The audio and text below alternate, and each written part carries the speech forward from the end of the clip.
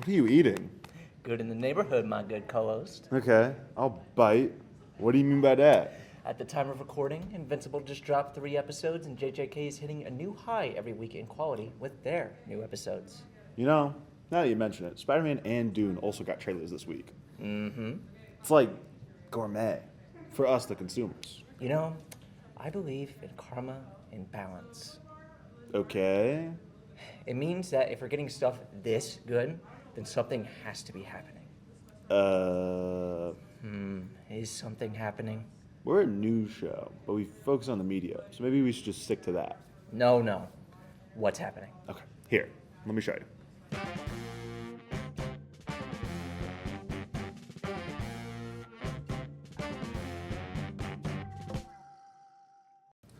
See, Jim Carrey is a lizard person now. It's not worth it. All the content, it's just bread and circuses. They can't take Jimmy from us. Woof. You think that's bad? Let me tell you about this episode. Yeesh, it's a doozy. What's happening in this episode? There's a new Minions movie coming out. Yeah? Bob, Kevin, and Stuart, not in it. Oh. Well, sorry to let you folks down, but we also have good news to share this episode. Regular show's gonna be back with The Lost Tapes. I watched all of Primal, so you don't have to. I'm making Amelia read that one, by the way. Chris's mom is wearing a Cubs hat, and we here at The Real Deal play games throughout all of gaming history. So we have segments on Resident Evil 9 and Mario 3D Land. I think that's it, so let's get right into this one. Viewers, we're watching the decline of the MCU in real time. With their de-evolution into simple superhero shenanigans and a focus turned away from their 3 iconic main characters, the future for this series is looking bland. Oh, you thought I was talking about the Marvel Cinematic Universe? No, I want to focus on the good MCU, the Minions Cinematic Universe.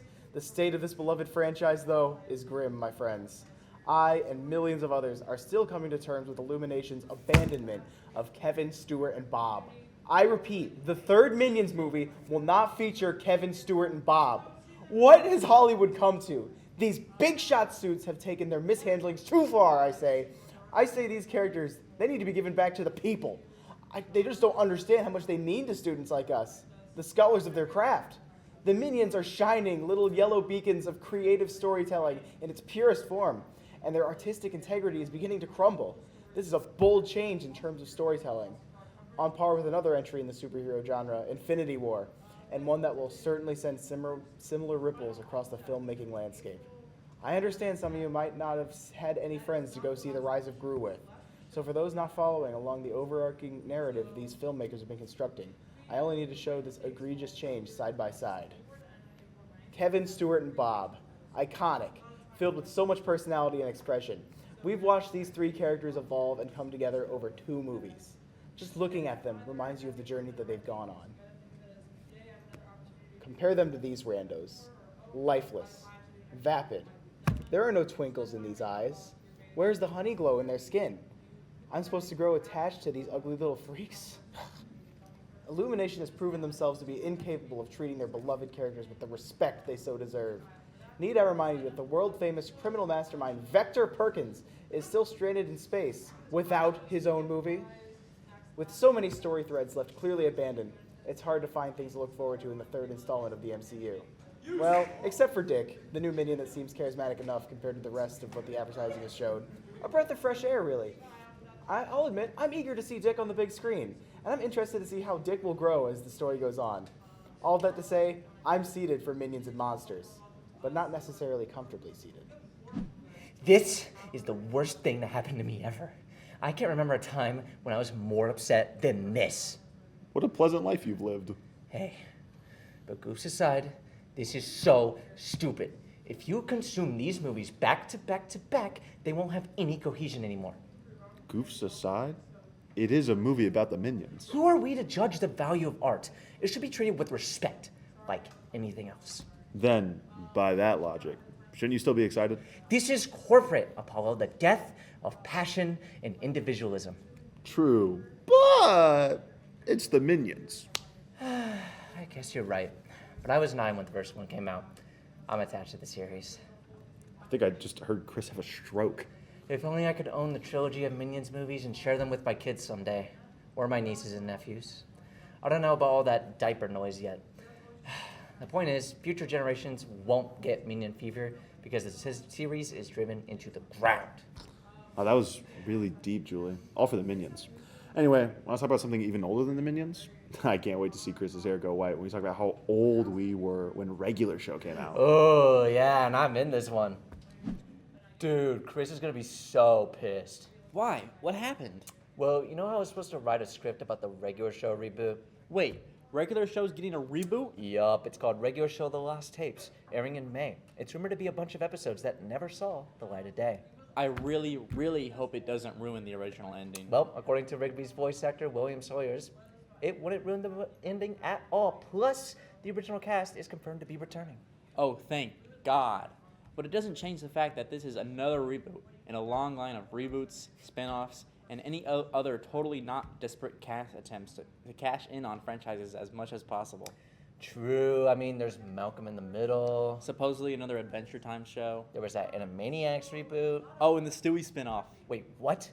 Family Guy is getting a spin-off with Stewart? Yep. So hey, back to what we were talking about earlier. What exactly is Chris going to be P-worded? What are you, like 12? I'm supposed to be writing the whole segment, right? Right? And I was like, dude, this blows. I just want to play Strong Johns and eat pizza instead. The heck is Strong Johns? So I saw a flyer for a wizard who likes to write about Regular Show. You found a wizard? Yup, but turns out he's actually a demon who feeds off of Regular Show scripts and is now on his way to demolish the UML. The UML? Dude, Chris is going to be so pissed. I know, right? What? You get all the pissing out of your system? What do you mean? Nothing. Say, isn't Ben 10 getting a revival too? That's rumor mill. Avatar's coming back, though. Ah, jeez. 3 movies was more than enough. How many times can they really kill Quaritch? No, the real Avatar's coming back. Avatar, The Last Airbender. Avatar Aang is going to be all grown up. Oh, that is hype. We are eating good. Don't put me down that spiral again. We should just move on to Primal. Peak! Unga bunga, real dealers. I'm here to tell you about Primal, an animated TV show on Adult Swim. In order to do this show some justice with a recap, I thought I would do things a little different. This spear not human. Spear family die. Spear meet Fang. Fang is Rex. Spear fight Fang. Fight over food. Fight many mammoth. Fight man bats. Fight 8 men. 8 men kill Fang? No. Fang hurt bad. Spear protect Fang. Fang return. Find zombie. Zombie die. Taken by witches. Freed by Lula. Lula die. Find Mir. Kill big beast. Find Mira. Mira taken. Spear speak. Gosh, this is hard. I can't keep this up for another season. Anyway, season 2 of the show picks up with Spear and Fang tracking down Mira. They build a boat and sail into a storm where they get separated. They both make new friends before those new friends attack each other. Fang kills her new friend, and Spear has to leave his new Celtic village. The duo are then attacked by Vikings, kill them, and then find the village where Mira is. But she refuses to leave with the two. The Vikings return, Mira's village bows to them, and Spear and Fang kill the warriors and leave on a boat with Mira. Insert classic episode about Charles Darwin and move on. The remaining Vikings come to attack the trio of Spear, Fang, and Mira, while Fang is laying eggs and Spear and Mira protect her. The chieftain, Viking, becomes a demon, while the main trio joins the Egyptians in laying a siege to Babylon. The main trio joins forces with Kamu, who is also being forced to work for the Egyptians, and free Kamu's people and escape. The season finale sees the trio rejoin Mira's village before Chieftain tracks them down and tries to kill Spear and Fang. Spear tackles the Chieftain off a cliff, causing the Chieftain's soul to return to hell, leaving Spear gravely injured. Holy moly, okay, season 3! We start with the season being Spear reanimated into a zombie. He kills some 8 men, follows a guy to his village, defends the village, has a vision of Fang, and proceeds to walk into the desert after her. Spear stumbles upon some lions and makes a quick work of them. Spear befriends and protects a grasshopper. When the grasshopper gets killed, he goes into a rage and kills a village of mole men. We see Mira and Fang follow some attackers to save their kidnapped villagers, and they run into Spear. Fang doesn't like Spear anymore. The group continues after Mira's friends. Mira gets kidnapped by some monkeys and is saved by Spear. The group finds Mira's kidnapped friends, and a battle ensues. Mira is left bloody and unconscious, while Fang refuses to let Spear check on her. They all return to Mira's village, rejecting Spear and forcing him out. Mira awakens and is angered by this, so she chases after him. This is where Spear discovers he's a zombie. Spear is put into a volcanic villagers' death match and becomes their king. Mira gives birth to a baby girl. Spear is now almost human again and leaves the volcanic village in search of his family, but his family is being attacked by a panther. Spear finds his family, and they all get jumped by the volcano villagers. Everyone besides Spear has magic injected into them and start fighting to the death. Eventually, they all turn back to normal, and they all live happily ever after. Overall, this show feels like a really expansive D&D game where the DM just throws the players into a crazy predicaments. Anyways, I've talked too much. Back to the hosts. Wasn't that segment just prime? USDA? Eh? I don't mean to demean you. You do enough damage on your own sometimes. I thought it was a good joke. Listen, I loved the art style of the show, though. Top tier. Oh, my lordy Lou. I could talk about Gendy's art style forever. So I'll just stop you. I think the show is for the truly committed, which I am not. I don't want to watch the caveman commit to the bit of grunting the whole time. That's like the whole point, though. How am I supposed to understand what's happening while I play Subway Surfers if there's no dialogue? Oh, boy. Oh, man. I'm just going to move on to the next segment before I melt. What? What? Hello, my fans! We're back with another game review. Today it's reviewing Resident Evil Requiem, the newest entry in the long-running Resident Evil franchise. We all know Resident Evil from the groundbreaking games to the horrible movie adaptations. Thank you, Paul W.S. Anderson. I really love your My Wife is the Main Character slot movies, and whatever that Netflix adaptation was supposed to be. Don't even get me started on Welcome to Raccoon City. The Resident Evil games have been an incredible run in the last decade, starting with Biohazard to the great RE2 remake Village and the RE4 remake. Let's not talk about Resident Evil 3 remake because that one is definitely the worst in the modern age. So going into Requiem, I was extremely excited for this game, and let's just say, it didn't disappoint. I got the game platinum in 27 hours, so let's just say, I really enjoyed this game. And also Insanity Mode, which is the hardest difficulty in the game, and is literally a masochism simulator. And I definitely lost a couple years of my life. The game takes place in 2026, 30 years after the events of the original Resident Evil. The story begins when a strange disease starts killing survivors of the Raccoon City incident, prompting the FBI to investigate why these people are suddenly dying after so many years. The game follows dual protagonists Grace Ashcroft and Leon. Sorry, your part of the segment is over. Now it's my turn. Dual protagonists, remember? Anyway, the game follows dual protagonists Grace Ashcroft and the always sexy Leon S. Kennedy. Each character's gameplay style is completely different. Grace's sections lean heavily into survival horror, with limited weapons and supplies, forcing players to carefully manage resources and avoid enemies when possible. Leon's sections, on the other hand, are much more action-focused, featuring an updated version of the Resident Evil 4 gameplay system. Kills count towards Leon's credits, which can be used to buy new weapons, new gear, and additional supplies. As a Leon Kennedy fanboy, it is such a blast to be able to play as the big, muscular king again. It's really cool seeing how the developers managed to combine both gameplay styles, classic survival horror and modern action, into one game, while still making it feel balanced and fun. I have one nitpick, which is I wish they expanded just a little bit on each player's gameplay sections. From a technical standpoint, the game also ran perfectly on my PS5. I didn't encounter any bugs at launch, which is honestly kind of rare these days. The graphics are amazing on PS5 and even better on PC. With a DLC story expansion and a new Game Plus mode being added later this year, Resident Evil Requiem is overall a very well-made product. Overall, I'd give Resident Evil Requiem a solid 9 out of 10. Capcom has delivered yet again with another banger. So you... No, I don't play Resident Evil. Well, I feel kind of bad for all of the hundreds of fans who we are entertaining. Oh, yes. Thousands. Julie, look, we have one more segment. If we can just say something about Resident Evil that we like, we can move on. I like Dante. I recognize that name. I like Dante, too. When he and Leon team up, it's peak fiction. Woohoo! We did it! Can we talk about Mario now?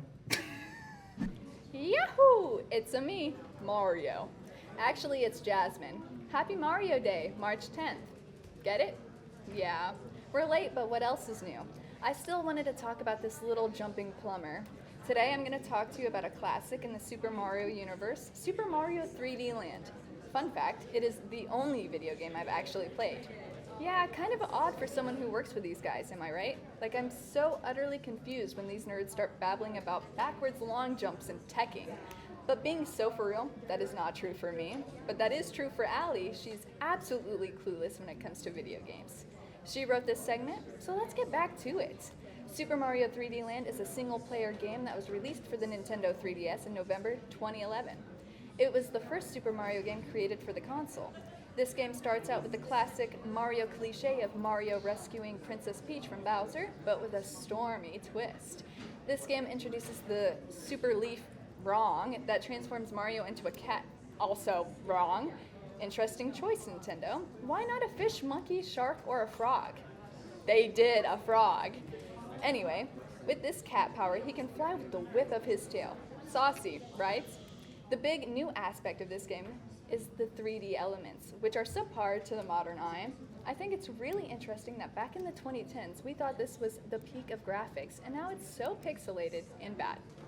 Throughout this 3D land, you, as Mario, explore these different levels of worlds that you need to conquer from Bowser by getting to the end of the courses and flipping the flags. Between the worlds, there are many different mini-levels that you get some extra coins and that are trippy, with funky 3D patterns. Some of these mini-levels are actually in the OG Mario pixelated style, which I guess is pretty cool for some retro vibes. These levels cover land, desert, sea, forest, castles, and Mario-esque landscapes, so you get a wide variety of scenery in the levels. There are also the Bowser Castle levels that are there for some reason. I don't really know. That's how far I got. I was just a nerdy little kid with a unicorn mini backpack that I unfortunately left in a Chicago Uber. And that was the end of my enjoyment of this game. So that's all I have for you folks. So happy late Mario Day, everyone, and thanks for going on this little pixelated journey with me. Boy, oh boy, do I love Mario. Boy, oh boy, do I love Mario also. What was your first Mario game, Julie? Oh, I'm more just an admirer of his work. I actually haven't played them. No shot. Yeah, I was kidding. I played New Super Mario Bros. On the DS. Like those boss battles on Mario vs. Luigi Field. So many PictoChat animations of Mario in Linkin Park. Holy deep reference, Batman. I just awoke so many buried memories. I loved the one of Mario and Rosalina with Shadow the Hedgehog, where Boulevard of Broken Dreams is playing. Oh, what a time to be alive. Indeed, Julie. Indeed. And on that nostalgic note, we end tonight's program. Thank you for watching. If you enjoyed The Real Deal, consider subscribing. And follow our socials. I'm Apollo Collins. And I'm Julie Heinrich. Bye!